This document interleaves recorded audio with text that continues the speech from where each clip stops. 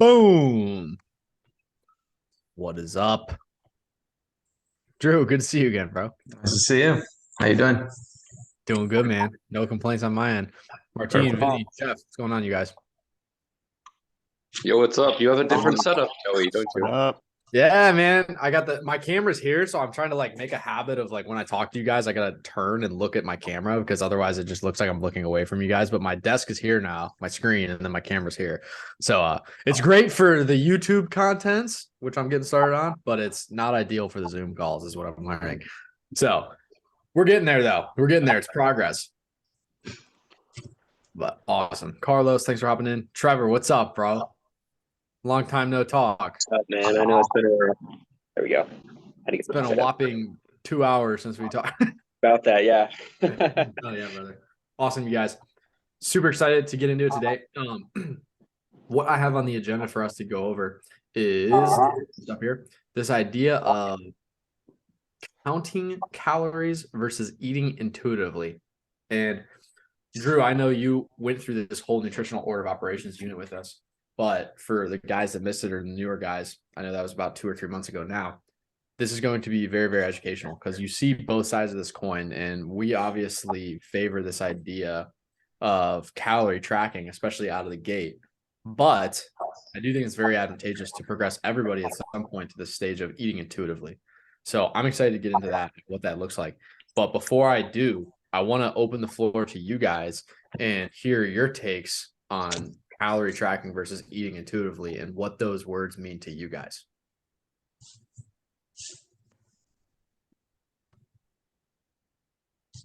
Yeah, I think. I think it's up All Go right. ahead.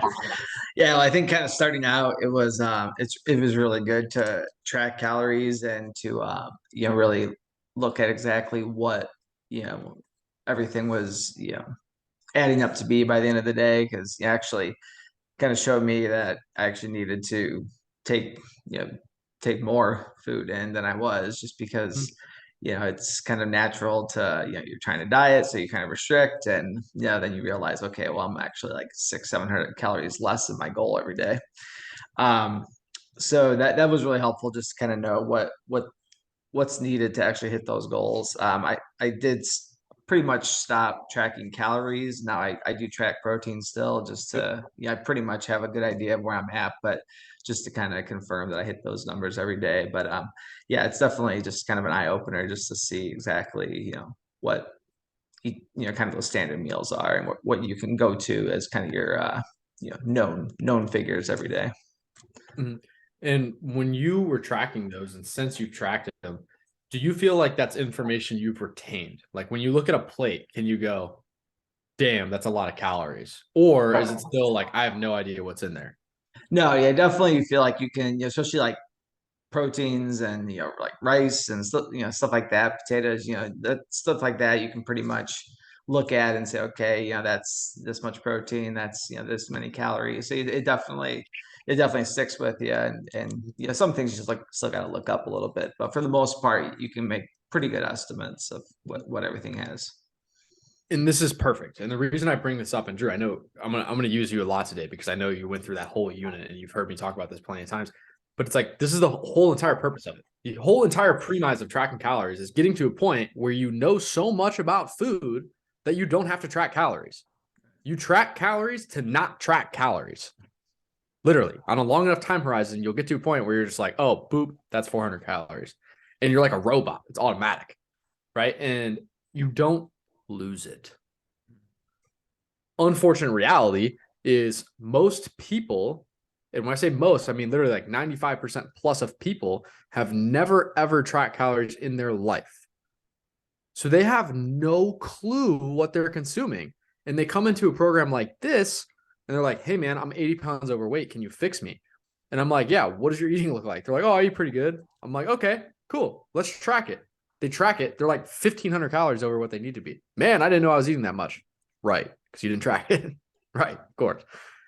Same thing happens when people say, I usually eat pretty clean. And I'm like, okay, because we talk about 80-20 here. Most people are like, yeah, most of the time I eat clean. I'm like, sweet, write down everything you eat. Track it all. Comes back, it's like 50% clean. Everybody's perception is warped of themselves. right? So that's super eye-opening, and you definitely don't lose it. So Drew, I'm curious now, and Trevor, I do want to make sure I get to you too, Trevor. I'm just gonna use Drew while we're on him here. Drew, now where you're at, you said right now you're only just tracking protein now, right? Yeah, pretty much. I'll still go into my fitness pal just to check out, if I'm not sure on something. But yeah, when it comes to tracking, just the protein really. And how have, if at all, how have results changed for you since you've transitioned to this? Are you still on a similar pace? Has it slowed down a little bit? Or like, how have things changed for you tangibly, progress wise, since switching to this model? Similar, better pace. I also added in some additional Beautiful. activities, but yeah. Beautiful, right? Beautiful. And on, I don't know if we can scale 1 to 10 scale this, but is it objectively easier only tracking protein? Oh yeah, for sure. Totally, right? And that's where this long game comes into play, right? I don't track. Gabe doesn't track. Chris doesn't track. Alex doesn't track. Jack doesn't track. Jacob, I don't think you track unless you're in a building phase or you're prepping. I just track like protein and overall calories right now. Yeah, protein. Yeah, I track protein, right? Well, I don't put it in my fitness pal, but I know where my protein's at. I know if I'm eating a pound of meat and half a pound of seafood a day, I'm smoking 180 grams of protein because of all the other trace proteins from like Greek yogurt and cheese and kefir and all the other things. Like I'm probably cracking 200 every single day on accident. But it's that much easier when that's the only variable that you have to worry about. But in order to get to a point where you only have to worry about one variable, you have to worry about all the other freaking variables. And it's a pain in the ass, but it literally is learning a skill set. And that's what I like to frame it as people for, right? You are learning the skill of what the hell goes in your mouth. And once you have it, you don't lose it. You don't lose it. You know that forever. Again, 95% of people never even acquire it though. So thank you for being the test of me there on the first one, Drew. I appreciate you bearing with me through the abuse there, bro. Trevor, I want to get to you, man. Yeah, I was just gonna say, at the start, it's pretty mind-blowing, like how off my perception of the calories that I was intaking was from the reality. And as time went on, and especially, in week 10, 11, 12 of my T1T program, I pretty much know exactly what I'm at. And then, there'll be days where I do track it just for fun, and I'm within like 200 or 300 of what I would expect it to be. So it's just cool to see like how much easier it gets to not really estimate because the number's on all the packaging, but just to kind of have a general idea of where I'm at, because I tracked it so carefully for like 20 weeks straight. And I think that I was going to say too, it's a lot easier to just track protein, which is what I do now. And then it's cool to see that you still have the same results and you still are able to like hit the same goals without having to be so in the minutia of tracking calories.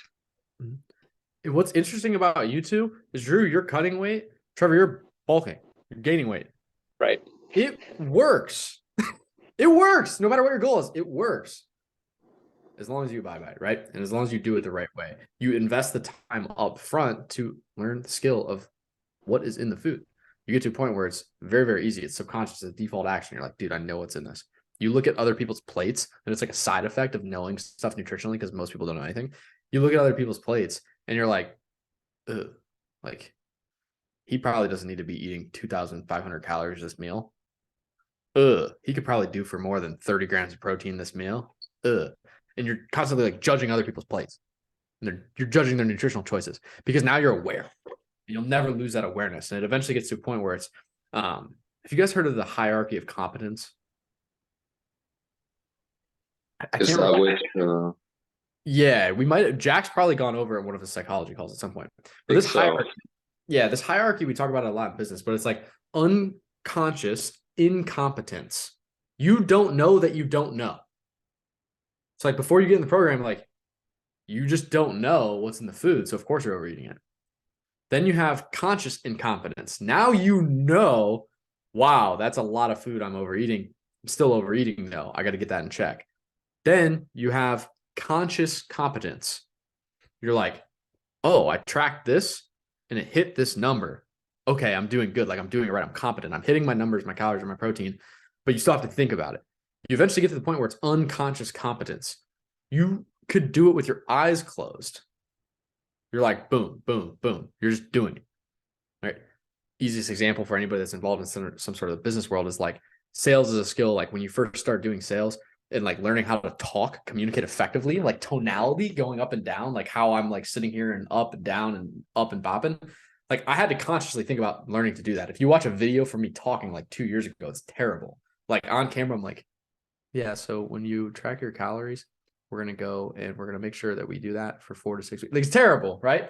But I don't have to think about it now. It's just how I actually communicate. So the same thing goes for this skill set of learning food and understanding nutritional acumen. It becomes a skill set that is unconscious. You don't have to think about it. You're like, I know I'm eating proper calories. I know I'm hitting proper protein.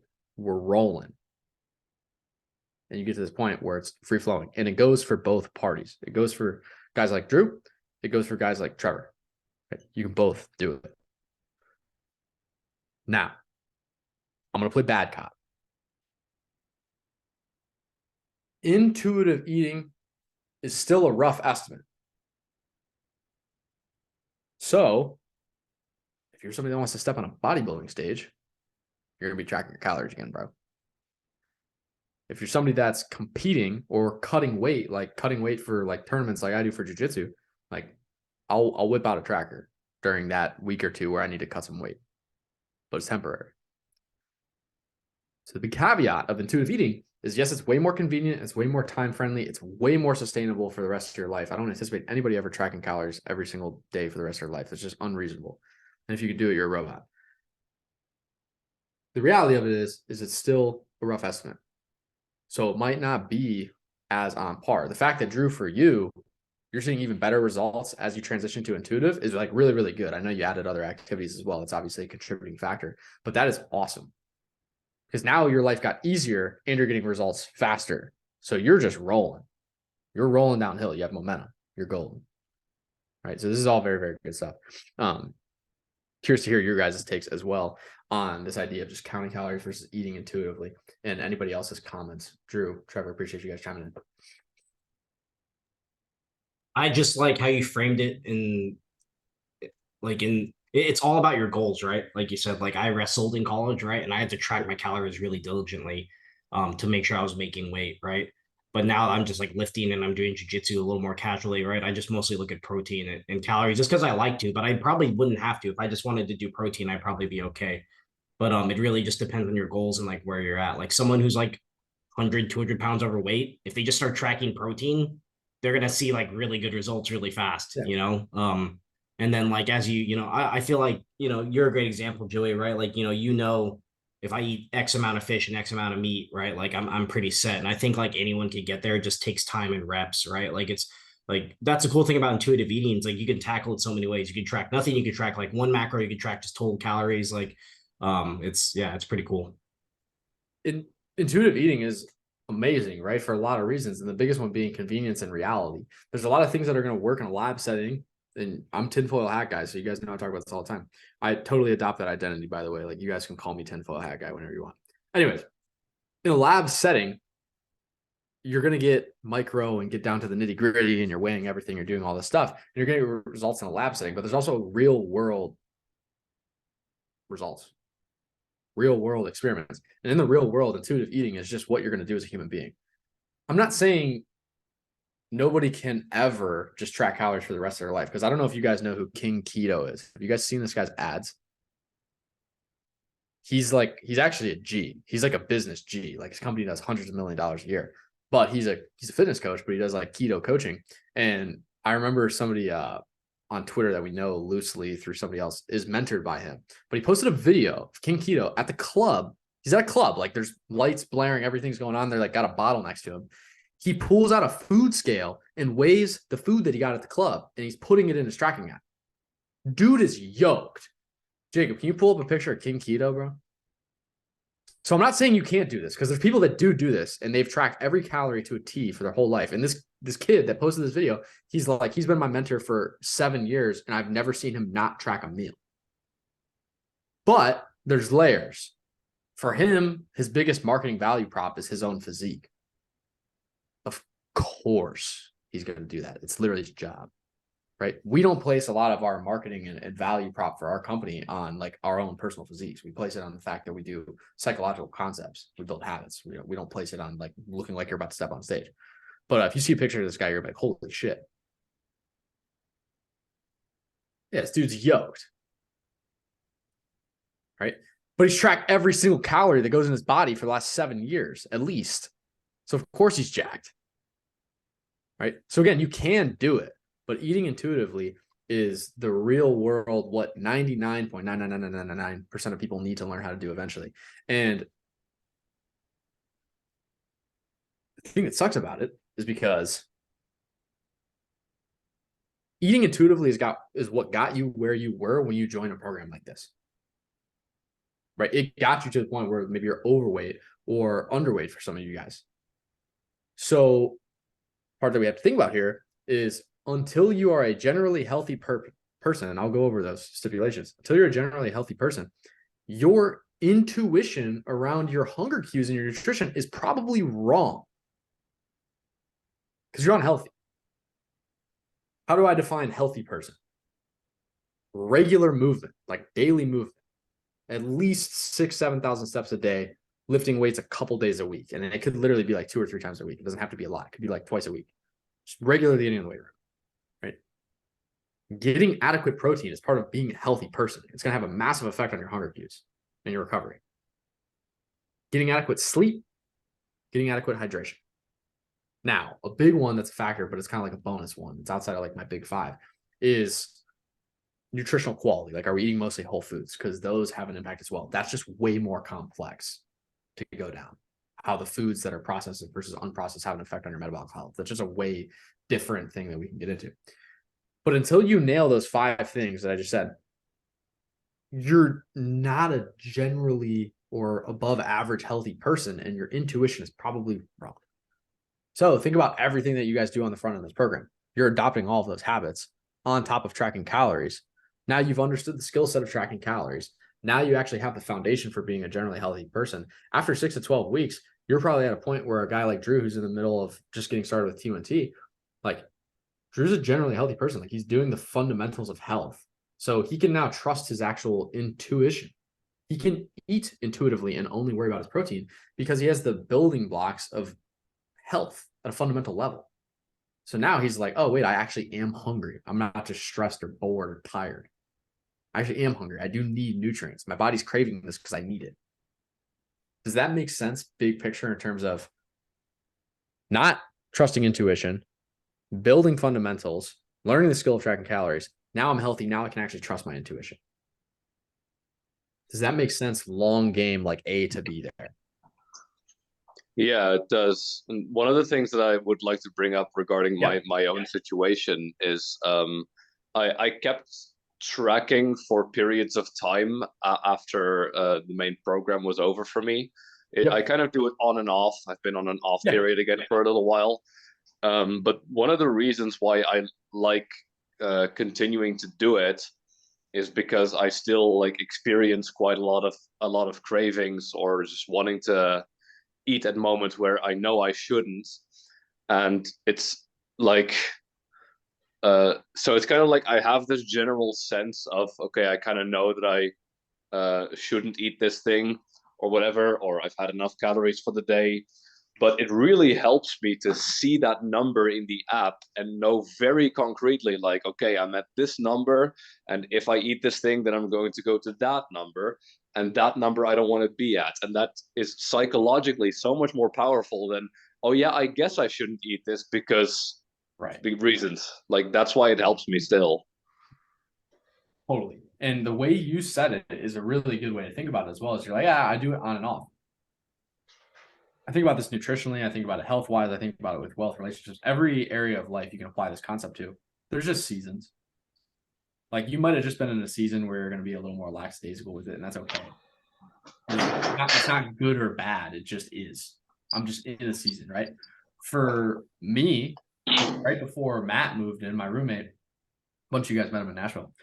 But right before he moved in, I was in a season of like to the T. Like, I'm eating super clean. Groceries are dialed because it's just me. There's no sharing of food or weighing out food. I mean, like, It was just all to a T. I was super dialed. As soon as he moved in the last 2 months or so, him and I are both kind of in a season of probably a little more laid back than we were. Maybe going from like 90% on the game to like 80 to 85% on the game. It's just a season. Him and I had a talk right before he left. He just left for a trip. We were like, yo, we gotta dial it back up again.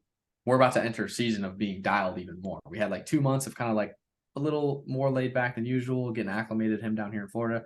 Now we're back on the game.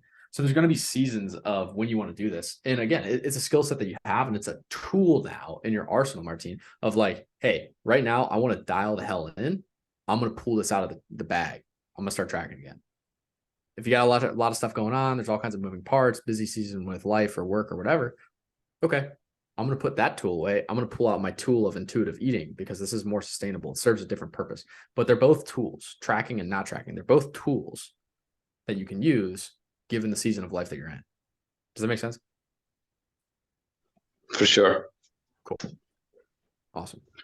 What other questions do you guys have? What is coming to mind here as we've gotten a little deeper into the weeds? This is like my favorite topic ever, if you guys can't tell. Like, I love talking about this idea of like nutritional groundwork. It's so good and it's so fundamental for you guys to understand how to think about this like a coach as well.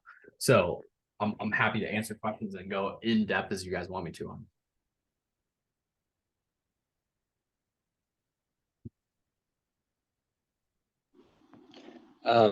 I have been wondering lately about like the issue of drinking versus eating your calories. Because some days, like, I know that I'm short and it's easier to just mix up a protein shake real quick. Is there like an effectiveness cliff there? Like, is it significantly more effective to eat a pound of chicken versus like a protein shake at the end of the day? So there's two angles we can attack this from. We can attack this from like liquid versus solid foods, or we can attack this from, is it better to get protein from a chicken or is it better to get protein from whey protein? We can do both. Which angle is your main one that you want to attack it from? I think the main one is the first one, liquid versus solid. Cool. But I'm curious about both answers. So a liquid source of protein, or really any food in general, any kind of liquid thing that you're going to get, the biggest difference is going to be the speed of digestion, right? Like liquid is just going to digest faster. It's going to absorb faster. That's the biggest difference between a liquid and a solid. Solid's going to take longer to digest. Now, for your situation, if you're somebody that's trying to put on weight, again, think of liquid foods versus solid foods as tools. They can be applied in different places.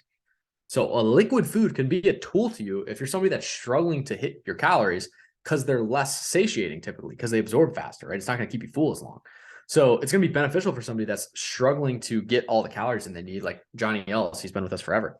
Actually went to high school with him. Super cool story. Anyways, he was a guy that was trying to put on weight. And I was like, hey, bro, like you can literally like have a tablespoon of olive oil before and after a workout and like honey during your workout. You're going to slam like 750, 800 calories during your workout. And you're not going to feel any different. You're going to leave the workout and you're still going to be ready for food because they're calorically dense and not satiating. So that's where you can leverage the liquid. That is a tool. If you're somebody who's trying to lose weight, though, I wouldn't necessarily recommend getting a lot of calories from liquid sources because you're already going into a caloric deficit. You're already more likely to be hungry. So why would you have something that's going to have a less satiating effect? You're better off having whole food that's going to fill you up more for longer. And it's harder to overconsume a solid food because it literally takes up more space in your stomach. Like if you think about your stomach, it literally is something that fills up, right? That solid is going to expand your stomach more and produce more of that leptin, that feeling of fullness, than a liquid will. Does that make sense from that angle of like liquid versus solid foods?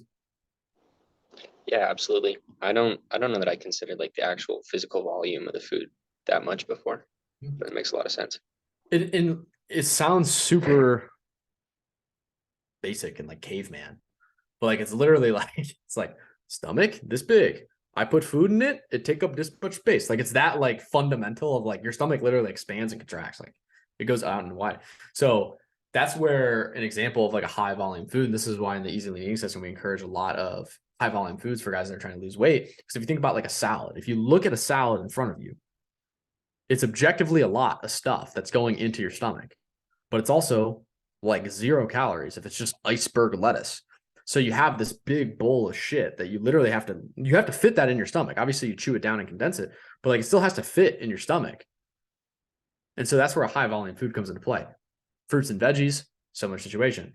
You look at like a watermelon, it's something crazy. Like a pound of watermelon is like 100 calories or something. It's ridiculous. But you look at how big a watermelon is, you literally have to fit that food in your stomach. So like fruits and veggies is great. And a lot of people ask, where do fruits and veggies come into play? It's for the voluminous effect that they have.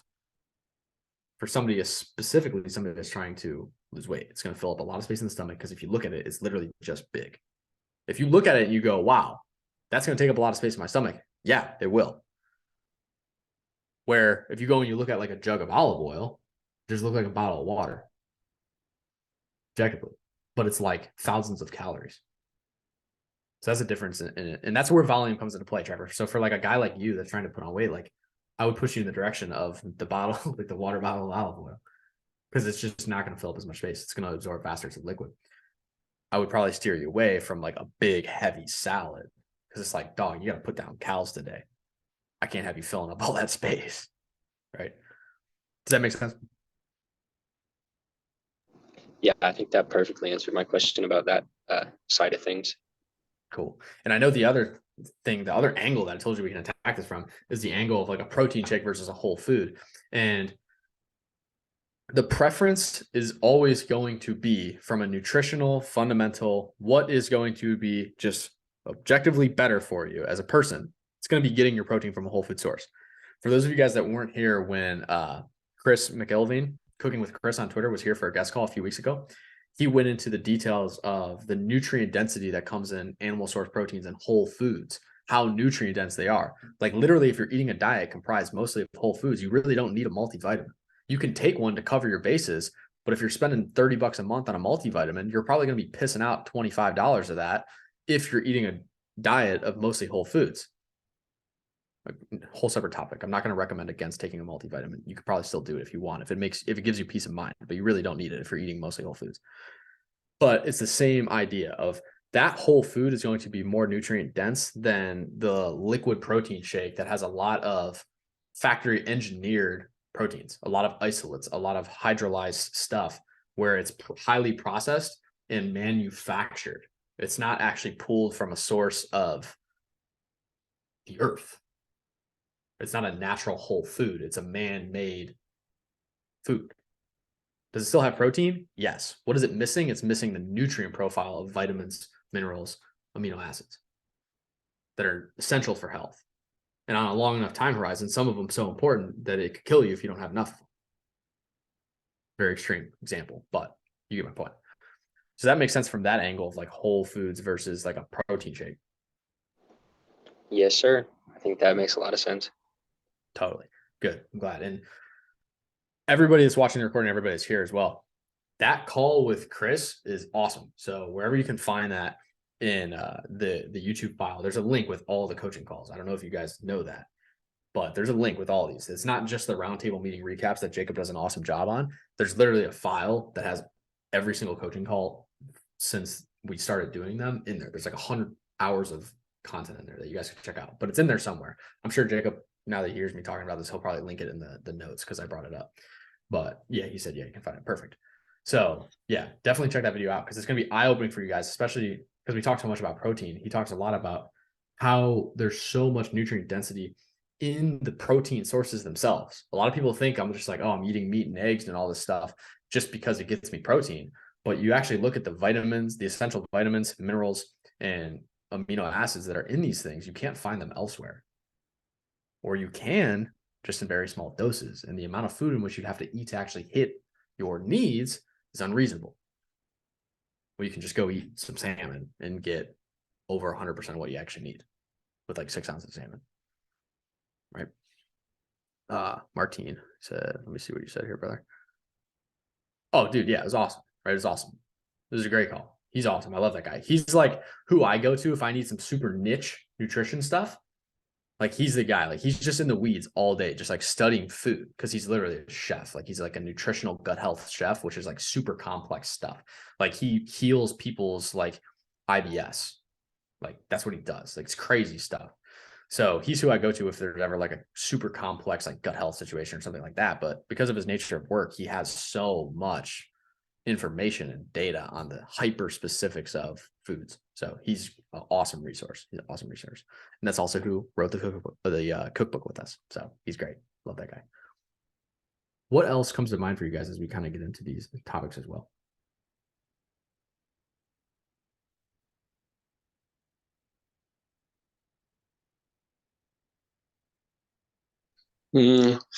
Maybe something that I've encountered before, especially with bone broth, because it's not really available in stores here, so I've had to kind of like custom order it, but there was no nutritional information available like on the packaging because it's like sourced there, so they don't really have it, I guess.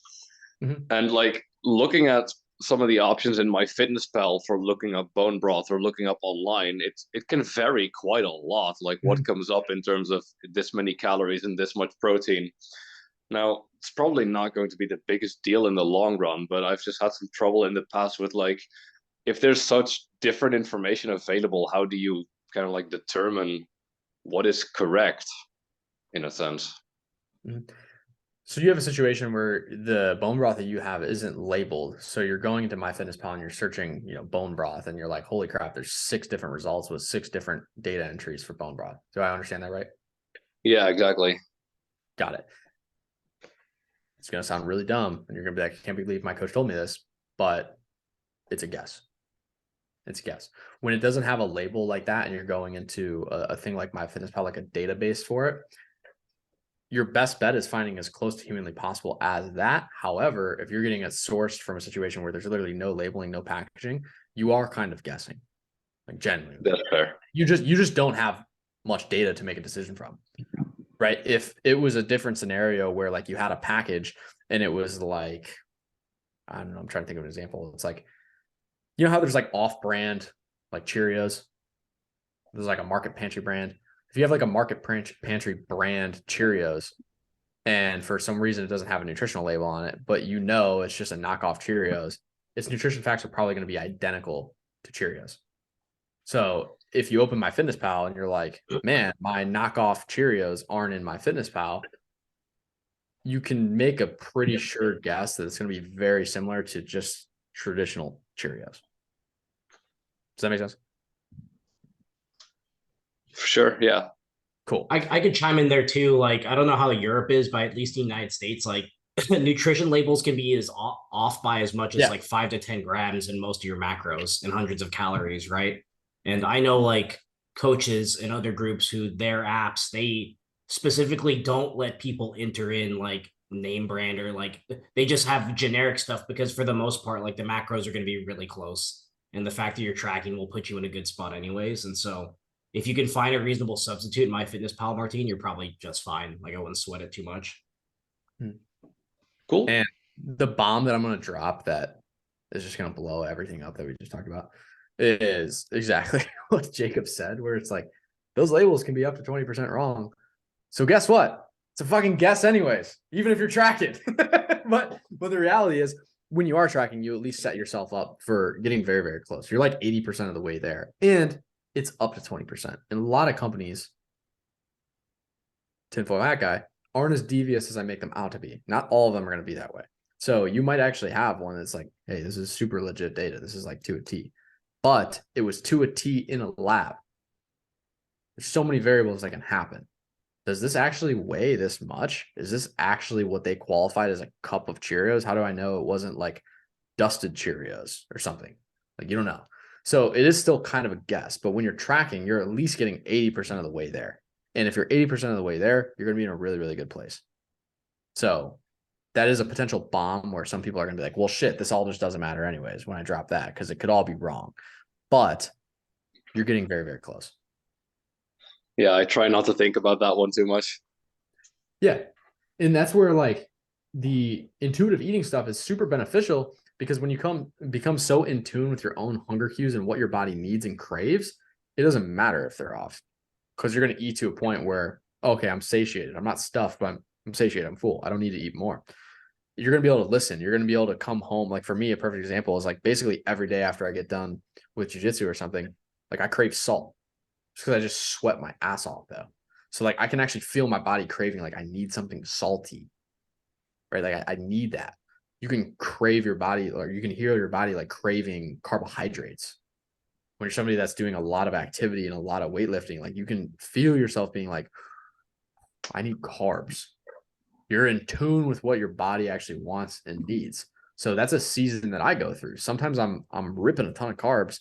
Sometimes I'm just not, because I'm just not craving them. Just depends, right? And a lot of it's going to come down to the work you're doing in the weight room and the activities as well. Like when I'm lifting really heavy, like I need a lot of carbs. Like my body's like, oh my God, my central nervous system is fried. It's like, dude, we need carbs or you're just going to fall asleep. You just need them.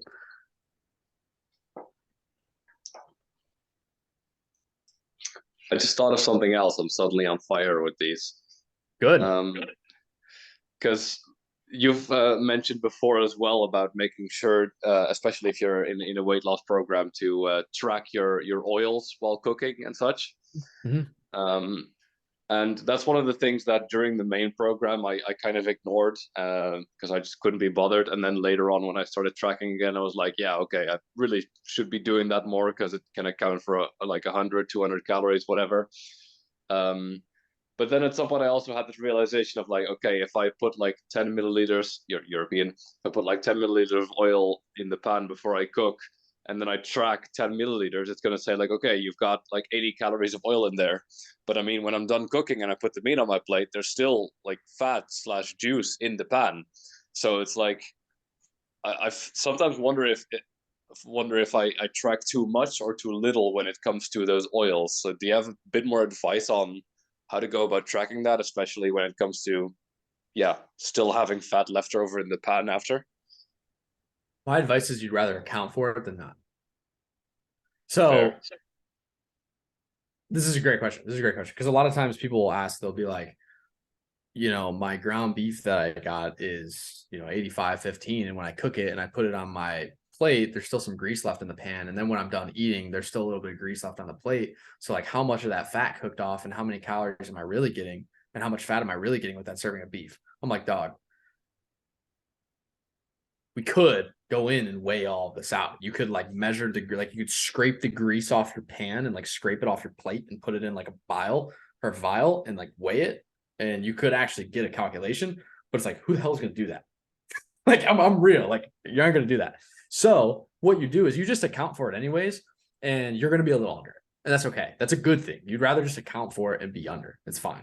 Don't worry too much about it, because what'll happen is with any kind of meat, it is going to cook down to an extent, unless it's like 99 lean, which is hard to find, but it's going to cook down. Same thing with the oil that you're putting in the pan. To an extent, it's going to cook off.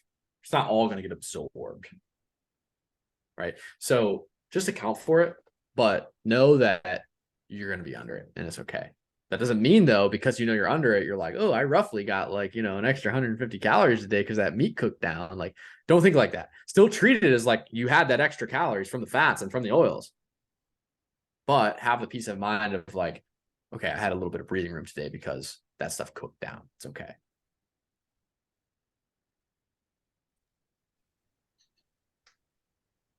Yeah, I've definitely had that thought process before of like, if I get a craving in the evening, I'm like, but that oil couldn't have been everything that I logged. But yeah, it is a really good rule of thumb to just stick to that number, and then it's better that it's less than that.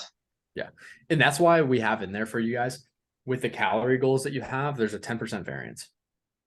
That pretty much accounts for that kind of stuff.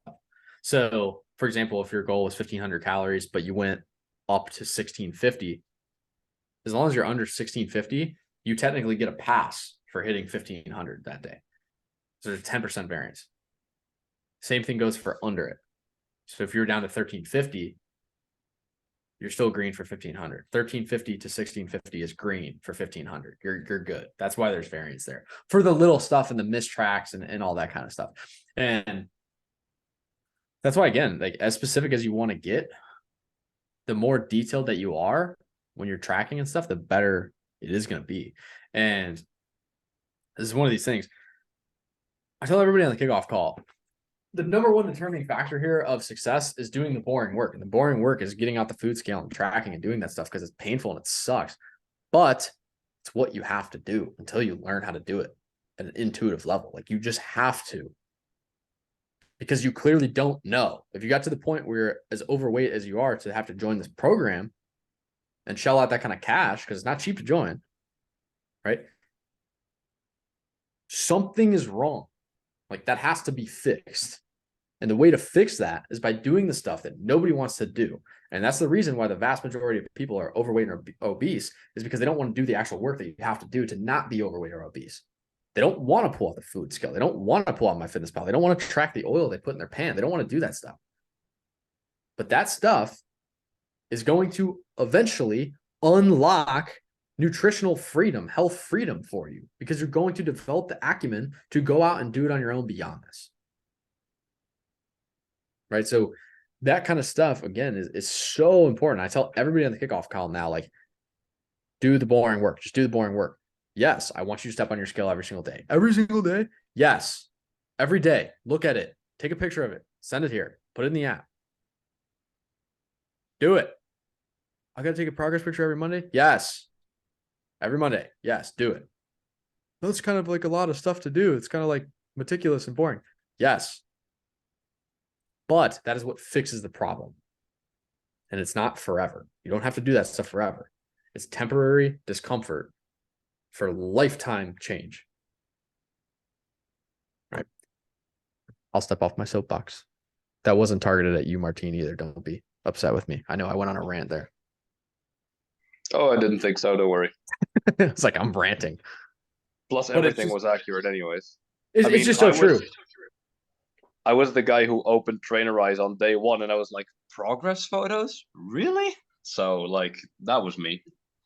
Dude, and the reason I can relate to it so heavily right now is because me, Jack, and Gabe just joined a coaching program, and we have to do like stuff like that. That it seems like stupid shit, but we have to do it. Like, we have to write, how many cold emails did you send? How many DMs did you send? How many people went to your landing page? Like, I have to run numbers every day and put it in the spreadsheet every single freaking day for the next 6 months. So it's stupid. Like, when I saw that, I was like, bro. So I get it. Don't get me wrong. I get it. But the guy that runs that program is saying the same thing that I'm saying now. He's like, yes, you have to do that. Why wouldn't you have to do that? Because you're literally like not good enough yet to not do that. Like, you have to. You have to know what's going on every single day. You have to track all the data, or else you're guessing. It's all guesswork. Right. And now as well, like, you think about the coaches, like, how are Alex and Chris going to make educated decisions about their clients' needs if they have no data? If they open somebody's profile and the guy hasn't weighed himself in 4 weeks, they have no clue what is happening. None. Zero. Zilch. Right? If he opens the profile and he hasn't tracked his nutrition for like 3 weeks and he's like, Chris, I'm not losing weight. Chris is going to be like, I wonder why, dude. We have no idea what's going in your mouth. No clue. And I can't even advise you on how to help because you haven't shown me anything. Right? Oh, Alex, like, I'm not getting stronger. Opens the app, hasn't tracked his workouts. Well, bro, I don't know why you're not getting stronger because I haven't seen anything happening in the app. So how was I supposed to know you weren't getting stronger? You haven't shown me anything. I have no idea what's happening. So that's why that stuff is so super important. And that's why at the beginning, again, we hammer the shit out of it. And then all the guys that have been here for a longer time can attest to, like, it gets way easier, right? It gets way easier as time goes on. Literally, the longer you're here, the easier it gets because you're becoming skilled enough to not have to do it. You're literally just becoming good enough at this stuff. Holy hell, it's like you joined a coaching program. You're becoming good enough at this stuff that you don't have to do all that. Like, you don't have to be so to a T because you just understand it at a conceptual level to where you could coach it. You understand it fundamentally. You understand why you're doing the things that you're doing. So that's the whole point of being here, right? And that's what makes me happy is like a guy like Drew, a guy like Trevor, Martine, Vinny, like, and Jeff and Carlos, you guys are approaching that time of once you get beyond the initial here, like, you're approaching that point in time where things are it's just going to slowly get easier as time goes on. But you four guys specifically that I just called out, like, you guys have been here for a while. And as time has gone on, it's gotten easier and easier and easier because you are educated on the subject now. You are skilled in health. You understand it. Like, you can probably teach people close to you in your life stuff you learned here, because you do. Like Drew, you've been to every single call the last 45 days or like 50 days. Like, you haven't missed a call. Like, you could probably, like, I'm not even joking. Like, you could probably get on here and like lead a nutrition call because you've been to all my calls. Like, you could do it if there's a crunch because you understand it. Like, you're getting the conception at a high level to where, like, I know when the day comes that Drew goes beyond this program, like, he's never going to ever need help again because he just knows how to do it. He gets it. He understands it at such a deep level. So that's where these calls are super, super important, because you get to learn it. It gets to become ingrained in your brain.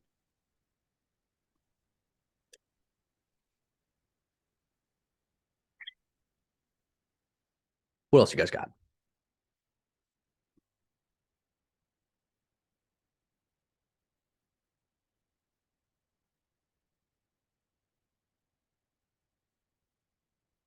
Nothing? Nobody needs help with nutrition ever again for the rest of their life?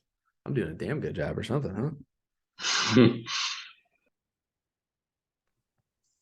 If you guys got Ones that's what I not got on the call that have questions, right? Yeah, everybody, yeah. Watching the recording right now, they're like shaking their fists. They're like, oh, I should have been there. Oh. Yeah, you should have been here. If you're watching this in like 3 hours. Yeah. Hell, who? Could be a month from now you're watching this. But yeah, awesome. We'll call it there. Again, if you guys have questions, you can always ask these in the chat. Like, always. If you go back and you watch this recording and you have a question and you need clarification, all you need to do is go in the Roundtable Meetings channel, reply in the thread to the recap, and tag me and say, Joey, what the hell did you mean when you said XYZ? All you got to do, right? And I'll come in there and answer all those questions for you as detailed as I possibly can inside of Slack and not on a coaching call, right? So that's all you have to do.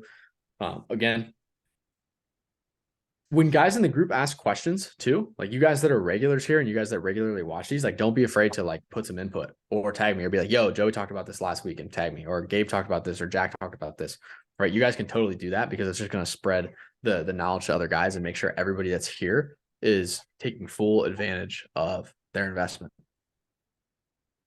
Right. So appreciate you gentlemen being here. Appreciate all you guys that watch the recording as well. I've seemed to forget to shout you out the last few weeks, but I appreciate you guys as well, the recording watchers. So if you guys have any questions, let us know. Hope you have an amazing rest of your night. Thanks. Cheers, guys. Thanks, Joe. Take care, everybody.